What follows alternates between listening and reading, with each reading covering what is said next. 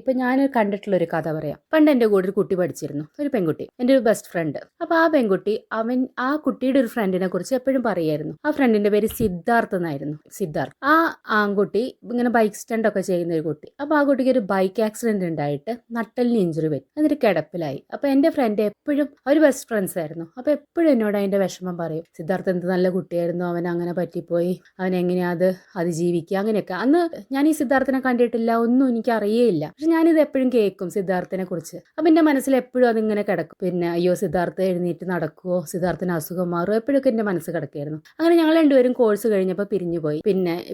ഞാൻ സിദ്ധാർത്ഥിനെ കുറിച്ച് ഒന്നും കേൾക്കുന്നില്ല. എനിക്ക് സിദ്ധാർത്ഥ് എന്തായി എന്നറിയില്ല, സിദ്ധാർത്ഥിന്റെ അസുഖം മാറിയോ എന്നറിയില്ല, ഒന്നും അറിയില്ല. ഞാൻ ഫേസ്ബുക്ക് ഉപയോഗിക്കാൻ തുടങ്ങിയ സമയത്ത് ഞാൻ ആദ്യം നമ്മൾ ഈ ഫ്രണ്ട്സിനെ അറിയുന്നവരെയൊക്കെ അന്വേഷിക്കുമല്ലോ. അങ്ങനെ ഞാൻ സെർച്ച് ചെയ്ത ഒരാളായിരുന്നു ഈ സിദ്ധാർത്ഥ് എന്ന് പറയുന്ന ആള്. അപ്പൊ ഞാൻ വിചാരിക്കുന്നത് സിദ്ധാർത്ഥ് ഇപ്പൊ എഴുന്നേറ്റ് നടക്കുന്നുണ്ടാവോ, അല്ലെങ്കിൽ സിദ്ധാർത്ഥിന് ഇപ്പോഴും വീൽ ചെയറിലാവോ, അല്ലെങ്കിൽ സിദ്ധാർത്ഥ് കിടപ്പ് തന്നെയായിരിക്കുമോ, പിന്നെ സിദ്ധാർത്ഥിന് ഇങ്ങനെ കിടന്ന് കിടന്ന് ബെഡ് സോർ വന്നിട്ട് അങ്ങനെ അസുഖങ്ങൾ. ഞാൻ മുൻപ് ഈ നട്ടലിന് അപകടം പറ്റിയ ഒരാളെ കണ്ടിട്ടുണ്ട്. അയാൾ കിടന്ന് കിടന്ന് ഒരുപാട് കഷ്ടപ്പെട്ട് അങ്ങനത്തെ ഒരു വിഷമ സ്റ്റേജിൽ പോയത് ഞാൻ കണ്ടിട്ടുണ്ട്. അപ്പൊ ഞാൻ അങ്ങനെയൊക്കെ ഈ സിദ്ധാർത്ഥിനെ കുറിച്ച്, സിദ്ധാർത്ഥിനെ ഞാൻ കണ്ടിട്ടില്ലെങ്കിലും നമ്മൾ അറിയുന്ന ഒരാളെ പോലെ എനിക്ക് പറഞ്ഞു കേട്ട് അറിയായിരുന്നു. അപ്പൊ ഞാനിങ്ങനെ സെർച്ച് ചെയ്ത് നോക്കും. അപ്പൊ ഞാൻ ഈ സിദ്ധാർത്ഥിനെ കാണുന്നേ ഇല്ല, ഫേസ്ബുക്കിലൊന്നും കാണുന്നേ ഇല്ല. അങ്ങനെ കുറേ കാലം കഴിഞ്ഞപ്പോൾ എനിക്ക് ഒരു ദിവസം ഈ ഒരു പ്രൊഫൈല് സിദ്ധാർത്ഥ് ബാബു എന്ന് പറഞ്ഞിട്ടൊരു പ്രൊഫൈല് ഞാൻ ഫേസ്ബുക്കിൽ കണ്ടു, സിദ്ധാർത്ഥ ബാബു. അപ്പൊ ഞാൻ ആ പ്രൊഫൈലൊന്ന് പരിശോധിച്ച് നോക്കിയപ്പോൾ അത്രയും കാലം ഞാനൊരു വീൽ ചെയറിലോ അല്ലെങ്കിൽ ഒരു ഇരുണ്ട മുറിയിലോ കിടക്കുന്ന ഒരു വ്യക്തിയായിട്ട് അന്വേഷിച്ചുകൊണ്ടിരുന്ന സിദ്ധാർത്ഥ്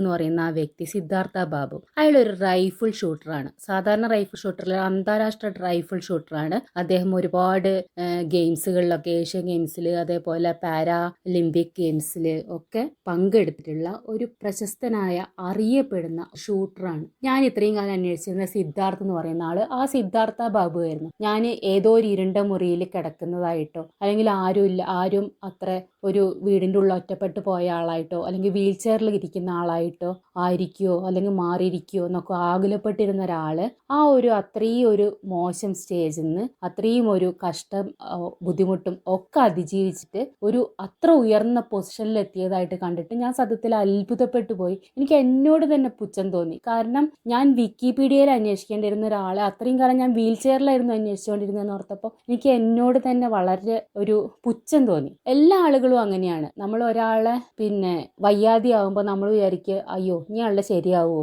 അയാൾ നടക്കുമോ, അയാൾക്ക് കുട്ടികൾ ഉണ്ടാവുമോ, അയാളുടെ കുടുംബജീവിതം എന്തായിരിക്കും. സത്യത്തിൽ ഇതൊക്കെയാണോ നമ്മൾ ചിന്തിക്കേണ്ട കാര്യം? ഏത് വ്യക്തിക്കും ഏത് സ്റ്റേജിൽ നിന്നും ഒരു മാറ്റം, ഉയർന്ന നിലയ്ക്ക് വരാൻ പറ്റുമെന്ന് കാണിച്ചു തന്ന ആളാണ് ഈ സിദ്ധാർത്ഥ ബാബു.